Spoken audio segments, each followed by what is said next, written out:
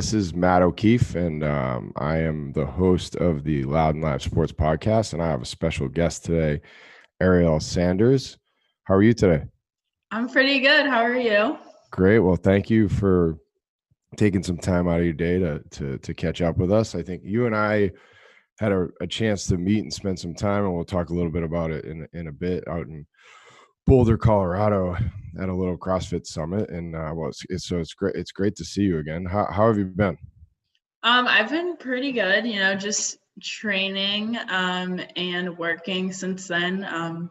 Boulder was super fun. Probably like one of the highlights of this time during the pandemic. I haven't been able to do like the normal things that I would do during the summer, so that was like a nice break. Yeah, it was. Boulder is a pretty special place, as Yeah. we experience. Well, Yeah. tell for those the listeners out there, tell us a little bit about yourself. I know a bunch about you and got to learn a little more about you out in Colorado, but you have a lot going on in your life. You're a designer, an athlete, and a student. So, where are you in school? Talk about a little bit where you're at with your athletic career and your professional career. Yeah, sure. Okay, so my name's Arielle Sanders. I'm from Atlanta, Georgia. I currently work for Boston Consulting Group. I'm on the design team there. I work for Boston Consulting Group, but in Atlanta. So Arielle, before you continue, and these guys will all laugh on my team. Everything comes back to Boston. I'm a Bostonian. I take it's not necessarily. Is it a Boston-based business? Yes. Okay, cool. And you're just working in an Atlanta office. Yeah, it's a global business, but yeah, the hub is in Boston. But yeah, my mom went to school in Boston. Oh, where did she go? She went to Wellesley, and then she went to Tufts for medical school. Oh, very cool. Very cool. Yeah. Well, yeah. I'm a lifetime Bostonian. So yeah, that's awesome. All right. Sorry to interrupt. Go ahead. Oh, no, you're totally fine. So I work for Boston Consulting Group. I've been there for about 3 years. I went to the University of Michigan for undergrad and grad school. And then right now I am enrolled in the executive program for social innovation design at University of Pennsylvania. And this is an online program, but I just started in September, and it's been pretty good so far. Wow, that's an impressive academic career. So did you were in Ann Arbor for 4 or 5 years? 5 years, yeah. It was amazing. I love Ann Arbor so much. What is it's Go Blue? Yep, Go Blue. Everybody says Go Big Blue, and I don't know where they got that from, but yeah, Go Blue. There you go. And talk about how the whole CrossFit thing kind of came into play for you. Did you start CrossFitting at the university or prior? Or? So I did gymnastics from 8 to 17 years old, and Emily Bridgers was actually my gymnastics coach from like 15 to 17. So I kind of got to see her get started in her CrossFit career, which was really, really cool. But I didn't really know anything about it at the time. It was just like, oh, she's like exercising really fast and like wants to compete in it. Like, that's awesome. And we would do like a little bit of like CrossFit style workouts, like conditioning and gymnastics, but never really like went to CrossFit classes or anything like that. And then I graduated from high school and went to the University of Michigan for college. I had always wanted to like do college sports, but like that didn't happen coming out of high school. And then I got the opportunity to walk on to the University of Michigan's women's varsity rowing team. So that was really awesome and really cool to be able to like do a sport that I hadn't done before, that they were like willing to teach you just from like trying out, and then you're a part of something that's like way bigger than just you. So that was a different change from gymnastics to rowing. Gymnastics is like a pretty individual sport, and then like moving to like the ultimate team sport. And then I graduated from school, moved back to Atlanta to start my job. And I hadn't really been working out, and Emily reached out and was like, you should come into the gym. And I was like, okay. I was like very nervous. And I only went to the classes that she was coaching at the beginning. And then just like I got to see her kind of prepare for her last season of competition, and that was really awesome, and kind of like sparked the like kind of want to get into competitive CrossFit. And so then I did Wadapalooza qualifiers, ended up going on a team of 3, intermediate women team of 3 in 2019 with Philippa Clark and Jenna Torres. And that was just like an awesome experience. And I was like, I want more of this. So Wadapalooza will do that to you. yeah, Wadapalooza is like so amazing. I think I got a little bit spoiled because, Wadapalooza was like the first big competition I did, but I think I only did like one local competition before that. And so like I did Wadapalooza and then I did something after that and I was like, I don't like this. Like I want Wadapalooza. It ruins it for all of us, believe me. I know. I mean, I was a fan of Wadapalooza. I've competed once. I did the gauntlet this year. I was forced, but yeah, it got its hooks in me years ago, just as a spectator. It's such a special weekend. Well, and thank you for participating.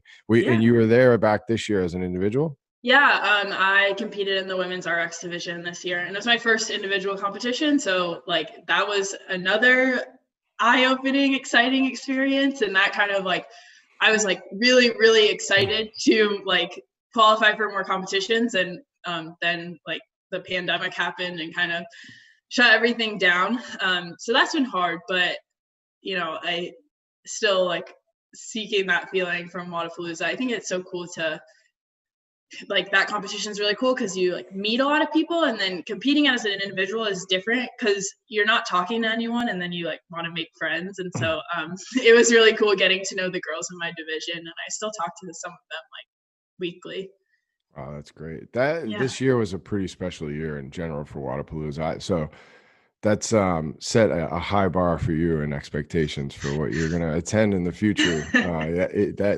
We were blown away with the response this year. That was a really fun year. There were a lot of people there. So great. Well, thank you and congrats on. It's not easy. Doesn't matter where. It's funny. We talk about this a lot.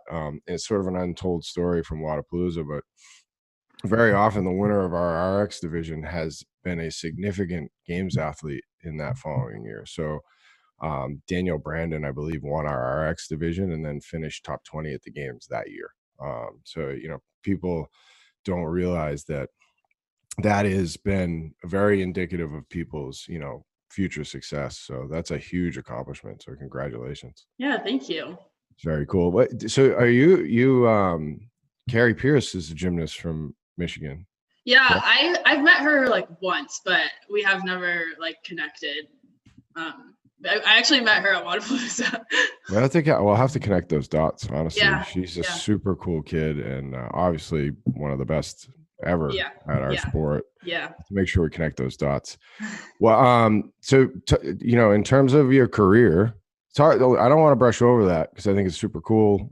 It's our sport. I know you're pursuing a professional career as a CrossFitter as well, but we all, a lot of people, have to maintain, other things at the same time. And we have a lot of stories. Matt Fraser was a student and then had a job. There are a lot that still do it now. So tell me a little bit about what you do in your work. Yeah. So I create like all the client facing material that goes in like presentations, proposals. If we do like mock-ups of websites or apps, we do that for our clients, and we work with our case teams, our consultants, to create that and to make sure that whatever we're putting in front of the client is like the most like visually exciting, but like easy to understand and like tells a story. And yeah, I've been doing that for the past 3 years. I really like the people that I work with. I eventually want to like integrate somehow like design and fitness and like social justice, and I'm not exactly sure what that will look like, but just that's kind of what I'm always thinking about in the back of my head. Super cool. And speaking on the social justice issues, we got to spend some time in Colorado together, which and you educated me, among others there. It was and for context for those listening, a couple things. First of all, people will listen to this and not see the video, so I want to make sure we point out that Arielle is a Black woman who has been a massive leader in a lot of what's gone on in the CrossFit space over the last 3 or 4 months. I don't think we need to revisit a lot of it because most of the listeners will have context for that. But it was a trying time, and a lot of people like yourself stood up and led and educated, and you provided some of that for people like myself. We went to Colorado. Eric Rosa was in transition for buying the business, and decided prior to closing that he wanted to get a group of people together to talk about some of the outstanding issues and kind of how we move forward. You check a lot of boxes. You're an athlete, and you're a big part of leading in some trying times. But talk a little bit about the time in Colorado, and kind of how you came to be at that, whatever it was, a summit. Yeah. Okay. So I guess when Eric posted on Instagram that he was like taking over ownership of CrossFit, he had at the bottom of like his caption like, email me like if you have any questions or anything like that. And so I sent him an email, and I really didn't think that he would respond.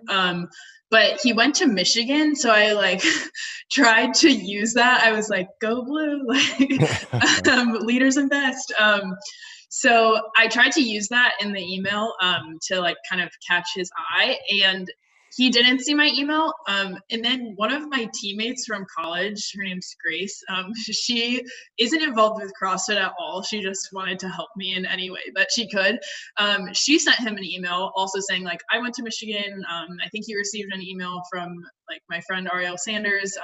I think it would be great if you would respond to her. Like, and somehow I think either Eric or his chief of staff, David, saw it and responded to me. And we got on the phone, and within like the first 5 minutes, he was like, I'm actually hosting the summit in Colorado, like in 2 weeks. Do you want to come? And I was like, yeah.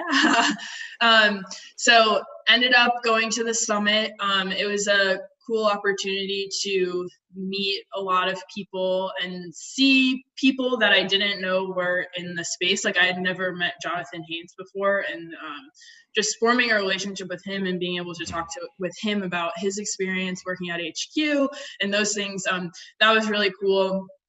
And it was an awesome experience. I think those things can be a little bit like exhausting, mentally exhausting. I know I left feeling like pretty exhausted, just from like, I think talking about race and equality, although I love it, just for me, it can be like a burden sometimes. So just making sure I'm like taking care of myself and talking about it in a productive way is super important.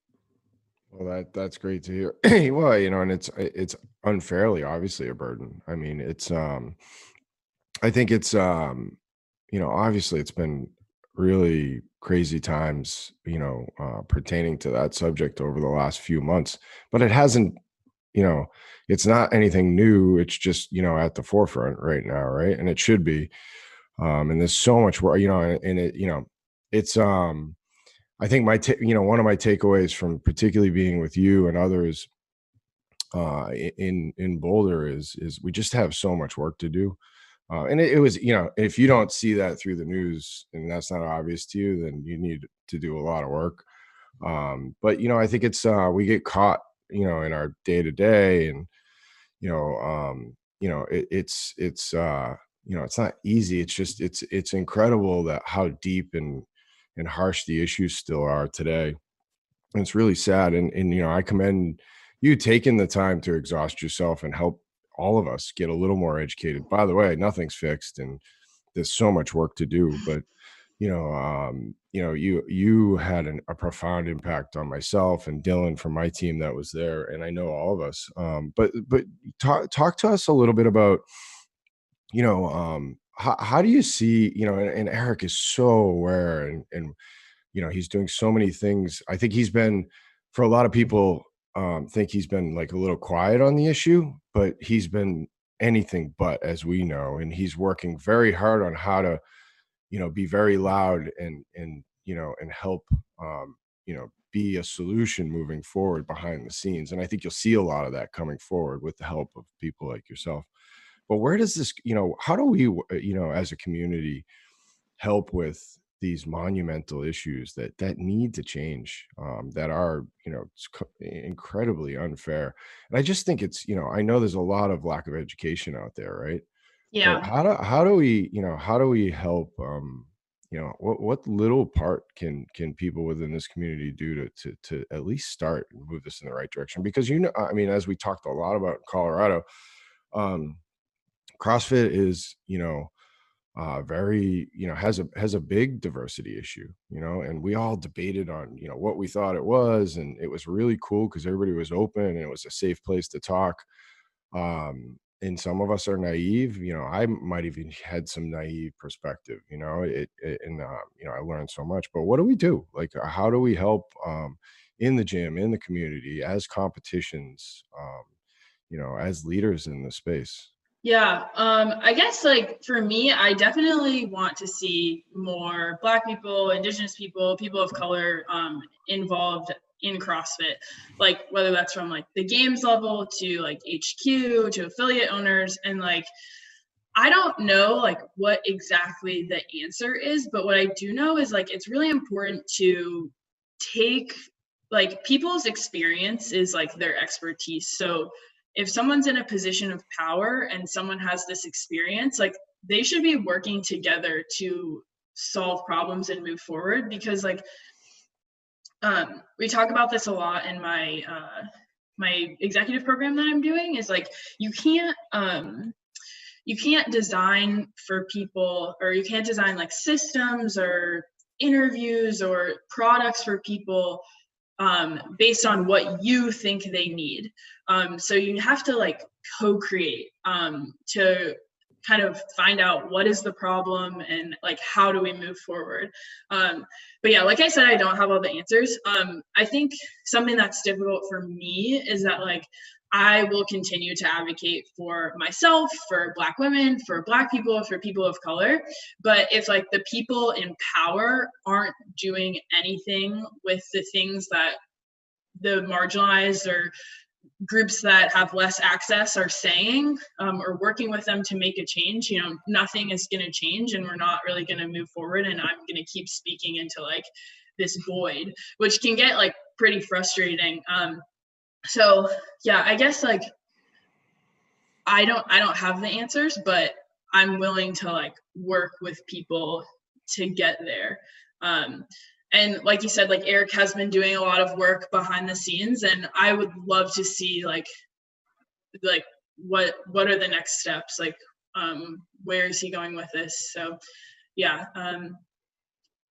Do you have like what are your plans moving forward Yeah. for your organization? Yeah, it's a great question. I think, we've spoken quite a bit with Eric. I've listened a lot to some of his plans and thoughts on some underserved areas, and we plan on getting involved in that. I mean, we have events all over the world, really, Yeah. right? But just, there's so much we can do just within our Miami community. It's such a diverse area. But Eric, has some plans for some, programs that will surround some underserved areas, of the United States, particularly, that we're, 100% going to get behind. We've already talked a little bit about some stuff with recovery and some in Detroit, for instance, and trying to build some programs for an underserved, neighborhood in Detroit, and address some diversity within that program. But yeah, it's funny, and I said this when I was out there. I a little like Eric am, one of these people that I really just am in. It's still in this like education mode. Like I think what really it's interesting when all of this came out, and the terrible stuff that happened. It was, I immediately my reaction was like, wow, I feel terrible that I don't realize how pressing this issue still is. And I think that, like, and I feel okay saying that, and we talked a lot about that in Boulder because it's the reality of it, and I'm not proud of that. Um, and I live in Boston where, it's a subject, constantly, but it's obvious nothing's being addressed with it, right? It's just, and I feel a little like that right now where it's like, the backside of all this is like, we're trending back towards like normal again. Well, it's not normal. Like what other, Hmm. it's, okay, it was and, people complain about rioting and, all these protests, in a lot of ways, it's sad that that stuff stops, and it just kind of like everybody kind of like pushes it to the side, right? So I think it's like myself, our organization, CrossFit, working with people like yourself and finding unique ways to use our platforms to help serve underserved. And I think the answer to that will play out more over some time here, but we're not going to go with the, like, back to normal quiet. I will promise you that. I speak a lot to my team about actions over intentions. So, we can intend all we want, but it's all going to come with the action, right? So, Hmm. yeah, I'm really excited to dig more in on this. I hope that's not the last time we sit in a room like that and talk about those issues. And, knowing Eric well enough now, I'm pretty sure that's not going to be the last time we do that. There's some cool stuff that's already happened with CrossFit. The program that started in Atlanta, which is your home. I don't know if you had anything to do with that, or, and I know we talked a little bit about it out there. And I think, that program alone could be and should be really cool for CrossFit moving forward. Have you had a chance to attend a session like that yet? Or, and tell people, I'll let you tell people a little bit about what that was. Yeah. Yeah. So I haven't worked directly with the group that is doing the CrossFit scholarship program, like the group of teenage boys that's doing the CrossFit scholarship program. But those boys are from a program called Atlanta Leadership Club, which is a nonprofit that educates and empowers youth in underinvested communities in Atlanta. And it's really cool because it's like mentorship. They do a lot of like hikes, adventure seeking, fun things. And Emily Bridgers, the owner of formerly CrossFit Terminus and now Terminus Strength and Conditioning, has been working with John Jarrett, who's the executive director of the Atlanta Leadership Club, to get the girls in our gym and introduce them to health and fitness, which has been really fun to be a part of. I've been working with Emily and then Sonia McMillan and Bree Wallen, to kind of introduce these girls to CrossFit. And it's been just like really fun getting to know them. I think it's just a fun activity for them. And something that I think is really cool about what we're doing is like they get to see me, Sonia, and Bree, like three like fit Black women. And like I think it's so important to be able to see yourself in like the goals that you have. When I think about like representation, like I think about like the Williams sisters and kind of what they've done for a predominantly white sport. They've opened doors for people like Sloane Stevens, Naomi Osaka, Madison Keys, and like not just open doors for them, but when you're able, it's so important to like see yourself in someone, like where you want to go. Like I want to be like them. So I'm hoping that like us being there is like some, even if it's a small impact, I'm hoping that it makes the difference. But yeah, it's been really awesome, and I'm hoping that they fall in love with the sport kind of the way I have. The goal is that like they'll eventually be like interested in CrossFit, and then they'll get fed into the CrossFit scholarship program to get their L1. So we'll see. It's hard with teenage girls to see like if like this is like really like what they're interested in. But right now we're just having fun and playing games and doing like a couple of workouts. But yeah, it's been awesome. Well, yeah. So access and inspiration, right? And I think Yeah. we talked a lot about that in Boulder, accessibility, and it's, sort of, a big piece of what my perspective is on it is, I think, is, how we can all make it more accessible. And you're certainly inspiration, as are some others that have blazed the trail, to start in our sport, like Easy Muhammad and there's a few others that have had some success in the sport as well. But I think as an organization, you ask about what we want to do. We want to work with people like you, so you can help us, and we'll, watch what you wish for. We'll be calling. Because I want to make, our platforms accessible. If somebody looks at what we do and sees white and isn't attracted, then that's not right, right? Yeah. And Yeah. or doesn't, feel like they're welcome, it's not right. Like, we want to find ways to do that. It's interesting. Like, I think, and I have young kids, and this has been a really interesting time.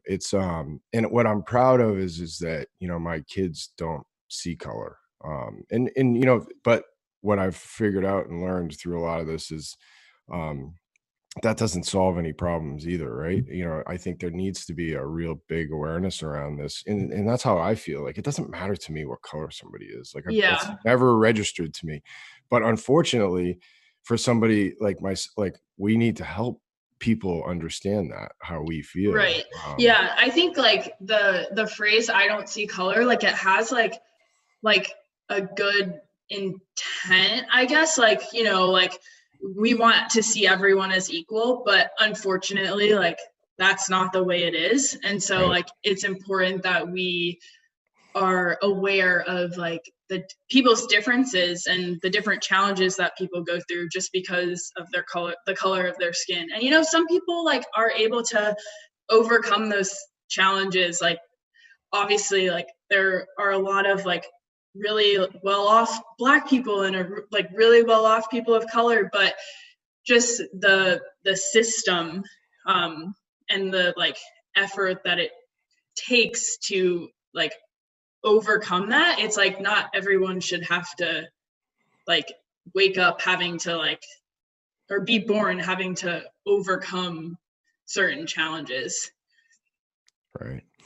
It's when you talk about inspiration, and I think, getting you out to inspire, people to get involved, um is something that, we all hope to help with, and that you have the platforms to do it on, and you're already doing it. I think, and I don't want this to be absent of this, and I think it's really cool for people you're inspiring and mentoring to hear you're a sponsored athlete. You've worked really hard, um to, get in a position where somebody would even want to do that with you. And you're wearing a fatso shirt. You're not a fatso, but I love the name of that brand. And Someone in Colorado in the hotel, they were like, "I'm sorry, I'm just looking at your sweatshirt and it says Fatso, and like you're clearly not that." And I was just like, "Oh, it's a brand of peanut butter." it's such a cool name, and Fatso's been a big part of the Loud and Live family for some years now. And but tell us how that come to be, and because that's a big deal. I mean, that's the basis for who I am, was as an agent, and I represented, I've been fortunate enough to work with some of the best athletes in the Yeah. history of our sport. But that's a big deal. Like, brands don't just, and that this is really important, and I think I'm expert on this. Brands don't sponsor and pay people out of the goodness of their heart. Yeah. You earn that, Yeah. and so that's a huge step. So congratulations. But how did that partnership come to be? Okay, so I'll start with the first time that I had Fatso peanut butter, which was actually at Wadapalooza. I got third on the team of three that I was on, and we, in our prize bags, we had this like huge jar. Everyone got a huge jar of Fatso peanut butter, and I remember like eating it so fast, like on toast and in oatmeal, and I was like, I love this peanut butter. And then like fast forward to kind of June 2020, I was very, very active on Instagram, and just like I was seeing a lot of what companies involved with CrossFit were doing in terms of speaking out on racial justice. And I started talking to Jill, the founder of Fatso, just over Instagram DM, about like what they were doing and how it was so cool, and kind of admirable how like they're using their platform to speak out when a lot of people, like when it's not like necessarily the cool thing to do. And so we started chatting, and then she was like, oh, like, can you give me some more information? Like, I want to send you an email. And so like, then we were talking over email, and she sent me this email that was, again, like telling me different things that FATSO is doing. FATSO is like really involved with helping the Indigenous communities, Indigenous population in Canada. And they do a lot of work with the LGBTQ community, and they were doing a lot of stuff for COVID relief. And it was just really awesome.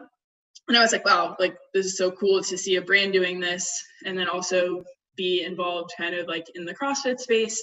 And basically, like, we emailed back and forth for a little bit, and she was like, oh, like, we would love to sponsor you. And I was like, oh my gosh, this is so cool. And one of the reasons that she wanted to sponsor me is because, like, there aren't any Black women in like or there aren't a lot of professional Black games athletes. You know, we have Chandler, which he is amazing, and I got an opportunity to meet him in Colorado, which was really cool. But she was like, and one of the ways that like we can do something and use our platform and use our power to do something is to sponsor like Black athletes that maybe like are earlier in their career or like aren't as well known. And I thought this was really cool because the company and Jill were like putting their money where their mouth is. And so I immediately was like, yes, like I love your peanut butter. I love peanut butter in general. I love what you're doing, like outside of just your company. And so it just really aligned with like a lot of my beliefs and my love for peanut butter and FATSO's peanut butter. And so, you know, that was really, really exciting. And you don't see like a lot of companies, or I don't see a lot of companies doing that, like kind of taking a chance on someone. So it felt really good. And like, I think what else was cool about it, it wasn't like, oh, like we're searching to like maybe like post pictures of Black athletes on our Instagram, or like we're like scrambling to like have Black models in our clothes. It was like, no, like we want to invest in you, like we want to invest in your future. So that just was really awesome. And I really like Jill, and I've been working with her sister a little bit too, and her sister's awesome. And it's just an awesome company, awesome people, great peanut butter.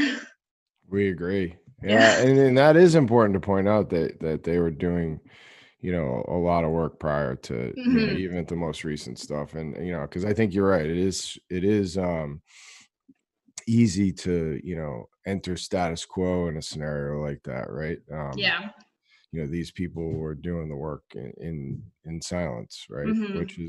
Which is really cool. But, you know, also supporting you know, forget about Black or white, you know, you're an athlete that they're supporting, like you're saying, right? Like they see potential in you, and you know, that's earned, which is really cool. And then I think because and what I was saying at the start, being sponsored, this is, you know, this is a business. You know, you're becoming a professional athlete, that's a business, you know. And I've been at this since 13 with working with athletes, and you know, the brands are trying to be profitable, you know, so they don't just, you know, do things out of the goodness of their heart. You know, FATSO does a lot of things out of the goodness of their heart, but they don't just pay people for no reason and or sponsor, right? So I think that's a really cool accomplishment, and we love those guys. So that's super cool. You know, listen, what I'd love to, you know, have you kind of maybe, you know, give some thought in wrapping this up, to just, you know, to the listeners in general, like what would you want them to take away from this conversation, or just, you know, some sort of, you know, thought in general that you know, to help people, educate people a little better, as a takeaway from, you know, kind of some of the stuff we're talking about, issues now, you know, how things can look better forward. Yeah, I think that empathy is something that is super important, like being able to put yourself in other people's shoes and try to see something from someone else's perspective.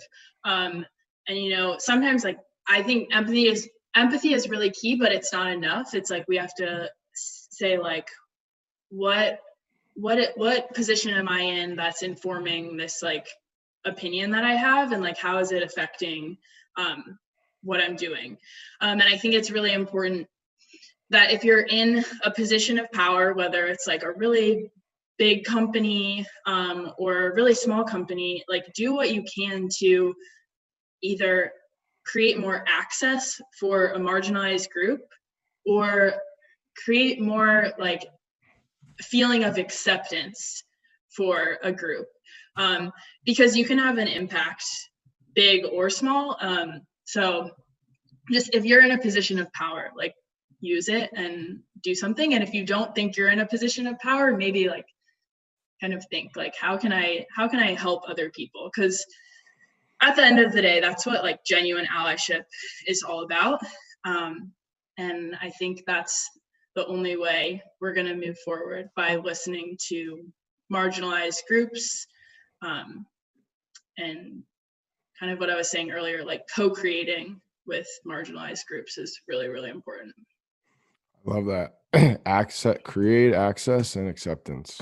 Mm-hmm. That's a really good message to end on. And I'm gonna get in touch with you to have you help us with that. So with Wadapalooza, Granite Games, West Coast Classic, anything we do, because it's, again, you asked about what we're gonna do, and I'll respectfully be quiet right now because I'm not gonna, spew a bunch of words that it's about actions. So we need help with actions, and we're working on it. But those are two very good, big points: access and acceptance. So we're going to work on that with you. So sorry, but you're hired.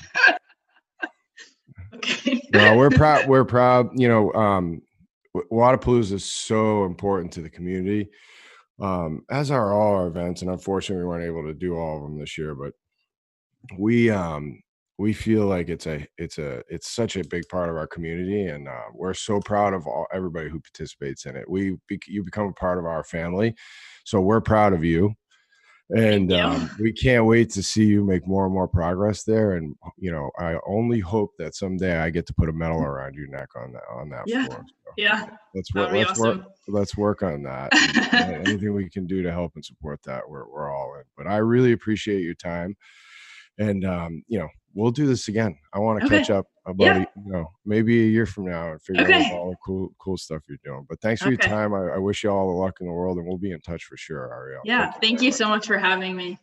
Oh, awesome. Anytime. So that's it for this episode of Loud and Live Sports with Arielle Sanders from Atlanta. And thank you guys for listening. Have a great day.